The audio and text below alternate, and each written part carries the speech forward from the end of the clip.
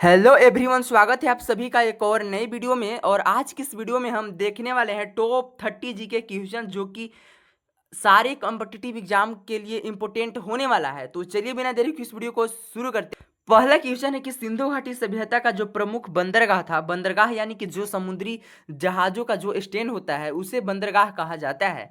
तो यहाँ पे क्वेश्चन पूछ रहा है कि सिंधु घाटी सभ्यता का प्रमुख बंदरगाह निम्नलिखित में से कौन सा शहर था। तो यहाँ पे चार ऑप्शन दिया हुआ है। पहला है कालीबंगा, बी है लोथल, सी है मोहनजोदड़ो और डी है हड़प्पा। तो इस क्वेश्चन का सही आंसर हो जाएगा ऑप्शन नंबर बी, लोथल। और इसी तरीके से यहाँ पे नेक्स्ट क्वेश्चन है कि गौतम बुद्ध ने अपना पहला उपदेश कहाँ दिया था। तो यहाँ पे पहला ऑप्शन है बोध गया, दूसरा है लुम्बिनी, सी है यहाँ पे सारनाथ और डी है कुशीनगर। तो जो गौतम बुद्ध ने अपना पहला उपदेश सारनाथ में दिया था, ऑप्शन नंबर जो सी है इस क्वेश्चन का सही आंसर हो जाएगा। नेक्स्ट क्वेश्चन है कि किस मुगल सम्राट के शासनकाल को स्थापत्य कला का स्वर्ण युग कहा जाता है। तो यहाँ पे चार ऑप्शन दिया हुआ है। पहला है अकबर, दूसरा है जहांगीर, सी है शाहजहां और डी है औरंगजेब। तो जो शाहजहां मुगल सम्राट के जो शासनकाल है दोस्तों, उन्हीं को स्थापत्य कला का स्वर्ण युग कहा जाता है। तो इस क्वेश्चन का सही आंसर हो जाएगा ऑप्शन नंबर सी। और इसी तरीके से यहाँ पे नेक्स्ट क्वेश्चन है कि करो या मरो का नारा महात्मा गांधी ने किस राष्ट्रीय आंदोलन के दौरान दिया था। तो यहाँ पे ऑप्शन नंबर ए है असहयोग आंदोलन के दौरान करो या मरो का नारा दिया था, या सही विनय अवज्ञा आंदोलन के दौरान दिया था, सी है भारत छोड़ो आंदोलन के दौरान और डी है चंपारण सत्याग्रह के दौरान। तो भारत छोड़ो आंदोलन के दौरान जो है महात्मा गांधी ने एक नारा दिया था जिसका नाम है करो या मरो। ये बार बार आपके कॉम्पिटिटिव एग्जामों के पॉइंट ऑफ व्यू से काफ़ी इंपॉर्टेंट है, तो इसको याद रखिएगा। और इसी तरीके से यहाँ पे अगला क्वेश्चन है कि भारत की सबसे पुरानी पर्वत श्रृंखला कौन सा है। तो यहाँ पे चार ऑप्शन दिया हुआ है। पहला है हिमालय, दूसरा है अरावली, सी है विंध्य और डी है सतपुड़ा। तो भारत की सबसे पुरानी पर्वत श्रृंखला जो है दोस्तों अरावली है। इस क्वेश्चन का सही आंसर हो जाएगा। और ये आपका राजस्थान में पड़ता है। ये जो पर्वत है राजस्थान के क्षेत्रों में है। और इसी तरीके से यहाँ पे अगला क्वेश्चन है कि कपास की खेती के लिए सबसे उपयुक्त मिट्टी कौन सी मानी जाती है। तो यहाँ पे चार ऑप्शन दिए हुए हैं। पहला है जलोढ़ मिट्टी, दूसरा है लाल मिट्टी, तीसरा है काली मिट्टी और डी है लेटराइट मिट्टी। तो कपास की खेती के लिए काली मिट्टी जो है काफ़ी उपयुक्त माना जाता है। जहाँ पे काली मिट्टी में पाया जाता है दोस्तों, वहाँ पे कपास की खेती अधिक मात्रा में होता है, जैसे कि मध्य प्रदेश, गुजरात, ये सब के क्षेत्रों में। और इस तरीके से यहाँ पे हम नेक्स्ट क्वेश्चन को देखें तो यहाँ पे अगला क्वेश्चन है कि हमारे सौरमंडल का सबसे गर्म ग्रह कौन सा है। तो यहाँ पे चार ऑप्शन दिया हुआ है। पहला है बुध, दूसरा है शुक्र और सी है मंगल और डी है बृहस्पति। तो मैं आपको एक ट्विस्ट बताना चाहूंगा कि देखिए सौरमंडल में सूर्य के सबसे नजदीक जो ग्रह है वो है बुध, लेकिन बुध सबसे गर्म ग्रह नहीं है। लेकिन इसके जो सही आंसर हो जाएगा ऑप्शन नंबर बी, शुक्र है जो सौरमंडल का सबसे गर्म ग्रह है। और इसी तरीके से यहाँ पे अगला क्वेश्चन को देखिए तो अगला क्वेश्चन है यहाँ पे कि भारत का सबसे बड़ा प्राकृतिक बंदरगाह कहाँ स्थित है। तो यहाँ पे चार ऑप्शन दिया हुआ है। पहला है कांडला, बी विशाखापट्टनम, सी चेन्नई और डी मुंबई।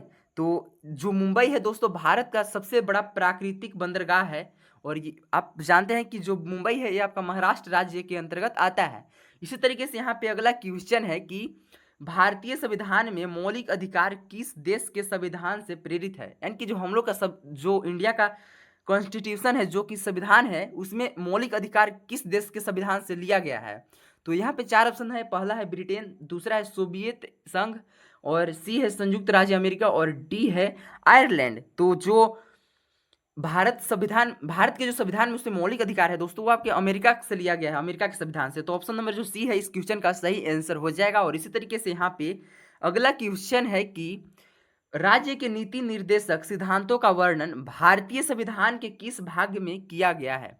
तो यहाँ पे चार ऑप्शन दिया हुआ है। पहला है भाग 2 में किया गया है, बी यहाँ पे भाग 3 में किया गया है, सी भाग 4 में किया गया है या डी भाग 5 में किया गया है।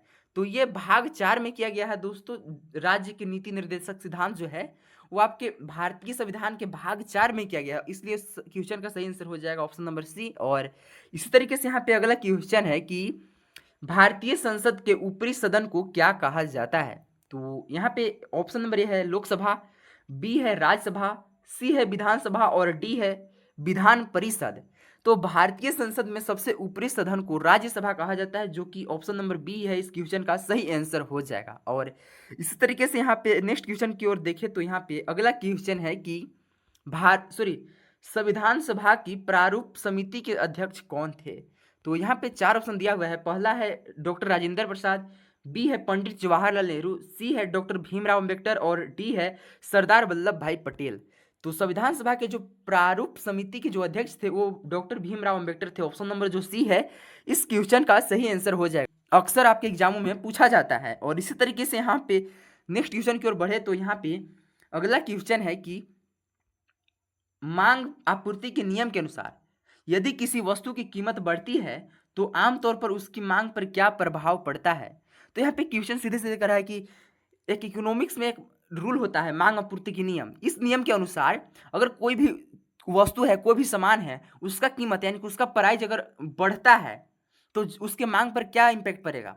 तो ओबियसली अगर कोई भी सामान का दाम अगर बढ़ता है तो उसका जो मांग है घट जाता है, लोग लेना उसको बंद कर देते हैं। तो इस क्वेश्चन का जो सही आंसर हो जाएगा ऑप्शन नंबर बी, घटती है। और इसी तरीके से यहाँ पे नेक्स्ट क्वेश्चन की ओर बढ़े तो अगला क्वेश्चन है कि भारत में मुद्रास्फीति को नियंत्रण करने के लिए मौद्रिक नीति कौन बनाता है।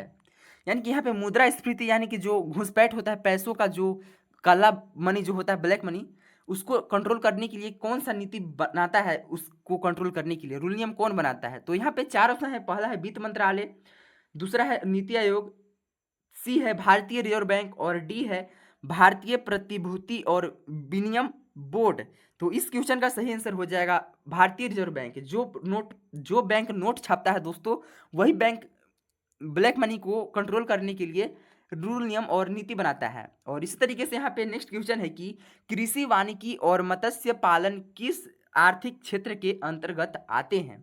तो ये भी इकोनॉमिक्स यानी कि अर्थशास्त्र का सवाल है। तो यहाँ पे पहला ऑप्शन है प्राथमिक क्षेत्र, बी है द्वितीयक क्षेत्र, सी है तृतीयक क्षेत्र और डी है चतुर्थक क्षेत्र।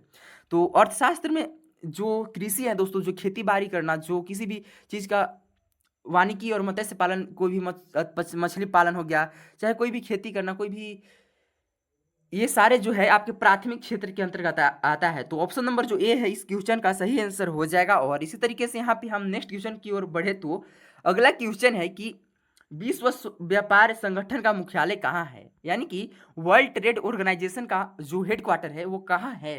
तो यहाँ पे 4 ऑप्शन है। पहला है न्यूयॉर्क, दूसरा है वाशिंगटन डीसी, सी है पेरिस और डी है जिनेवा। तो इस क्वेश्चन का सही आंसर हो जाएगा जिनेवा। यानी कि जो WTO का जो मुख्यालय है वो आपका जिनेवा में है, जो कि स्विट्जरलैंड में है। और इसी तरीके से यहाँ पे नेक्स्ट क्वेश्चन की ओर बढ़े तो अगला क्वेश्चन है कि ध्वनि की तीव्रता मापने की इकाई क्या है।